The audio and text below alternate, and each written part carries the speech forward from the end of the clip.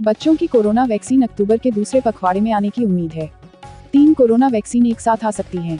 इनमें स्वदेशी vaccine Covaxin के अलावा जायड्स कैडिला और जॉनसन एंड जॉनसन की वैक्सीन है। वैक्सीन का ट्रायल सफल रहा है, किसी को कोई दिक्कत नहीं हुई है। कोरोना के मामलों ने एक बार फिर डराना शुरू कर दिया है। कुछ दिनों के राहत के बाद कोरोना के मामले अप्रत्याशित तरीके से बढ़ने लगे हैं। पिछले 2 दिन से कोरोना के मामलों में तेजी देखी जा रही है। बीते 24 घंटों के दौरान कोरोना के मामले फिर से 40,000 के पार पहुंच गए हैं। सबसे ज्यादा चिंता की बात कोरोना से होने वाली मौत के आंकड़ों में बढ़ोतरी है। मामलों में तेजी के पीछे लापरवाही सबसे बड़ी वजह मानी जा रही है। पिछले 24 घंटों के दौरान कोरोना के 46,265 नए मामले सामने आए हैं। 605 लोगों की मौत हुई है।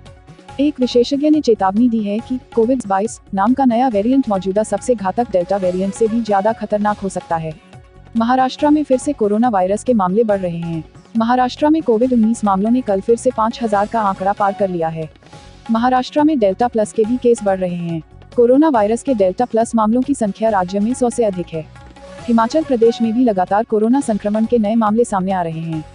प्रदेश में सक्रिय मामले 2,000 के पार हैं। यूपी में कोरोना की तीसरी लहर को ध्यान में रखते हुए प्रदेश सरकार तेजी से कार्य कर रही है। पूरे प्रदेश में 336 ऑक्सीजन प्लांट क्रियाशील किए जा चुके हैं। प्रदेश में लगभग 552 ऑक्सीजन प्लांट को क्रियाशील करने का लक्ष्य राज्य सरकार ने निर्धारित किया है। सरकारी मेडिकल कॉलेज और प्राइवेट मेडिकल कॉलेज में आइसोलेशन और आईसीयू 6,700 बेड स्थापित किए जा चुके हैं। 8,700 से अधिक पैरामेडिकल स्टाफ, नर्सों को प्रशिक्षित किया जा रहा है। बच्चों के उत्पीड़न के मामले में लखनऊ मंडल सबसे आगे है। कोरोना काल में यह संख्या तेजी से बढ़ी है। न केवल लखनऊ में, बल्कि सूबे के अन्य मंडलों से भी चौंकाने वाले आंकड़े सामने आए हैं। बाल आयोग कार्यालय की रिपोर्ट के अनुसार वर्ष 2020-21 में 171 मामले लखनऊ मंडल में बच्चों के उत्पीड़न के सामने आए। वहीं दूसरे नंबर पर मुरादाबाद, तीसरे पर अयोध्या और चौथे स्थान पर बरेली मंडल है।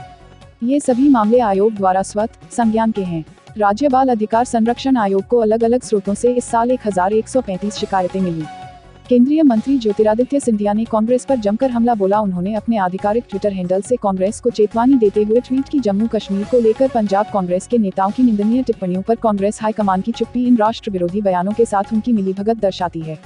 ऐसा प्रतीत होता है कि राष्ट्र की भावनाओं और हमारे सैनिकों के संघर्ष और बलिदान के प्रति उनके मन में कोई आदर नहीं है। उत्तर प्रदेश के जौनपुर जिले में 3 बच्चों की मौत की खबर से इलाके में हड़कंप मच गया है।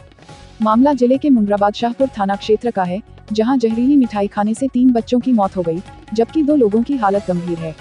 उत्तर प्रदेश में अप्रैल 2014 में एलपीजी उपभोक्ताओं की संख्या 1.67 करोड़ थी, जो इस साल जुलाई तक बढ़कर 3.25 करोड़ हो गई है।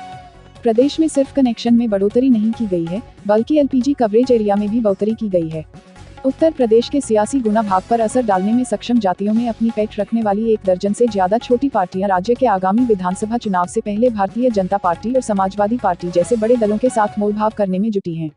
भाजपा के प्रदेश अध्यक्ष स्वतंत्र देव सिंह का मिशन 2022 में चुनाव लड़ना लगभग तय माना जा रहा है। प्रदेश अध्यक्ष कानपुर बुंदेलखंड क्षेत्र की किसी भी विधानसभा सीट से चुनाव लड़ सकते हैं। कानपुर बुंदेलखंड क्षेत्र में प्रदेश अध्यक्ष के नजरिए से सबसे महत्वपूर्ण सीट कालपी विधानसभा सीट मानी जा रही है। इसके बाद जनपद की दूसरी सीट माधवगढ़, कानपुर देहात की भोगनीपुर और झांसी भी इस सूची में शामिल है। उत्तर प्रदेश के अंदर किसी जिले से नया वाहन खरीदने पर अब पंजीयन के लिए गृह जनपद के आरटीओ कार्यालय का चक्कर नहीं काटना पड़ेगा। गैर जनपद की वाहन एजेंसी ही ग्राहक के जिले का नंबर आवंटित कर देगी। गैर जिलों में वाहन खरीदने वालों के लिए अस्थायी पंजीयन समाप्त कर दिया गया है।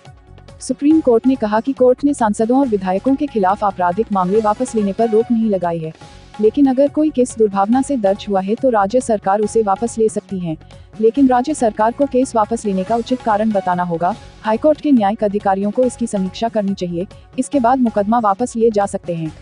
केंद्र सरकार ने एक बार फिर देश के अंदर ट्रैवल करने वाले लोगों के लिए कोविड प्रोटोकॉल को लेकर सफाई दी है। स्वास्थ्य मंत्रालय के मुताबिक केंद्र ने इंटरस्टेट ट्रैवल के लिए कोविड टेस्ट की बाध्यता हटा रखी है, लेकिन अगर किसी राज्य ने ऐसा नियम अपने स्तर पर बनाया है तो उसके बारे में सूचना का प्रसार करते रहें।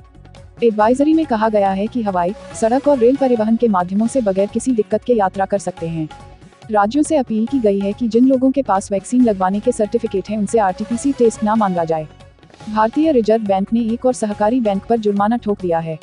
रिजर्व बैंक ने हिमाचल के सोलन स्थित भगत शहरी सहकारी बैंक पर एनपीए वर्गीकरण से संबंधित मानदंडों सहित कुछ नियमों का उल्लंघन करने पर 15 लाख रुपए का जुर्माना लगाया है।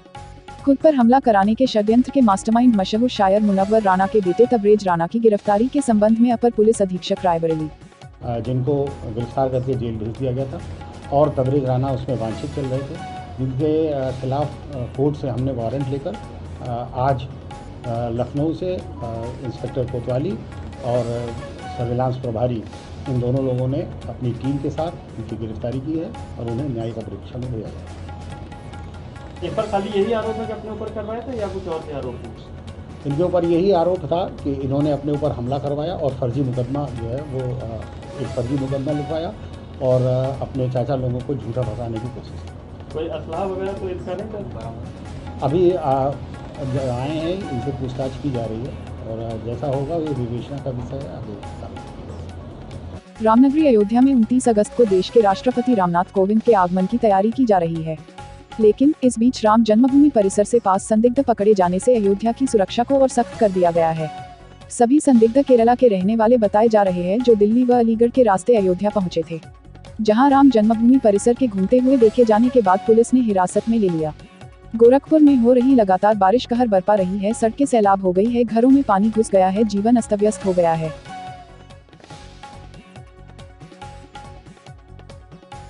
अफगानिस्तान में तालिबान के शासन के बाद देश में जिंदगी पूरी तरह बदल गई है। तालिबानी कट्टरपंथी देश में अलग अलग इलाकों में कहर ढा रहे हैं, यहाँ तक कि वो शादी के लिए महिलाओं और लड़कियों को घरों में घुसकर तलाश रहे हैं। वहाँ से भारत लौटी एक महिला ने तालिबान का खौफनाक सच बताया है।